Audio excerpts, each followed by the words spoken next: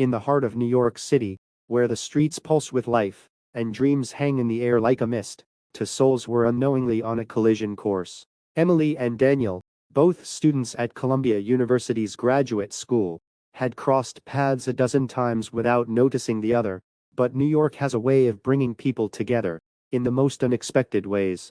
Emily was a literature student, lost in the world of words and stories, often finding solace in the old books stacked high in her favorite corner of the university library. Daniel, on the other hand, was a student of architecture, with a passion for designing spaces that spoke to the soul, always sketching, always dreaming. One crisp autumn afternoon, as golden leaves danced through the air, Emily found herself in the same library corner, where she often spent her afternoons. She was searching for a rare book on romantic poetry, one that was said to have inspired many love stories over the decades. But when she reached the shelf, it was empty. Disappointed, she turned to leave, only to bump into Daniel, who was holding the very book she had been looking for. "Oh, I'm so sorry," Emily exclaimed, her cheeks flushing with embarrassment. Daniel smiled, his eyes meeting hers with a warmth that immediately put her at ease. "No harm done. Actually, I think this book was meant for you," he said, handing it over to her. Emily hesitated for a moment before taking the book. "Thank you, I've been looking for this for weeks." Daniel shrugged casually, but his heart raced a little faster. "I'm glad I could help. I'm Daniel, by the way." "Emily," she replied with a shy smile. From that moment, the city seemed to conspire to bring them together. They began meeting in the library, initially just by chance, but soon it became a habit.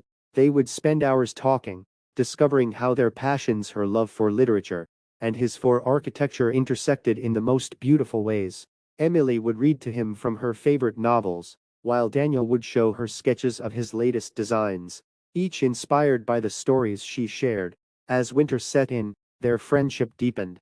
They would walk through Central Park, the snow crunching beneath their feet, talking about their dreams and the future. There was something magical about those cold, clear nights, the city lights reflecting off the snow, making everything seem possible. One evening, as they stood on the Brooklyn Bridge, looking out at the skyline, Daniel finally gathered the courage to say what had been on his mind for weeks.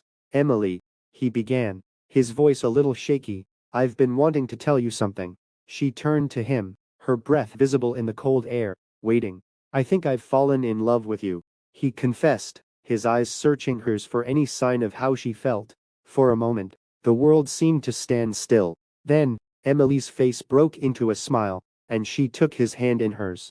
"I think I've fallen in love with you too, Daniel," she whispered. The city that never sleeps seemed to hold its breath as they kissed for the first time, the lights of New York twinkling around them like stars. It was a love story written by the city itself, with every street, every building, and every moment they had shared adding a new chapter. From that night on, Emily and Daniel were inseparable. They knew that whatever the future held, they would face it together, their love as unshakable as the city they called home. And so, amidst the hustle and bustle of New York, a love story bloomed, one that would forever be etched into the heart of the city, like a love letter written in the stars. The end.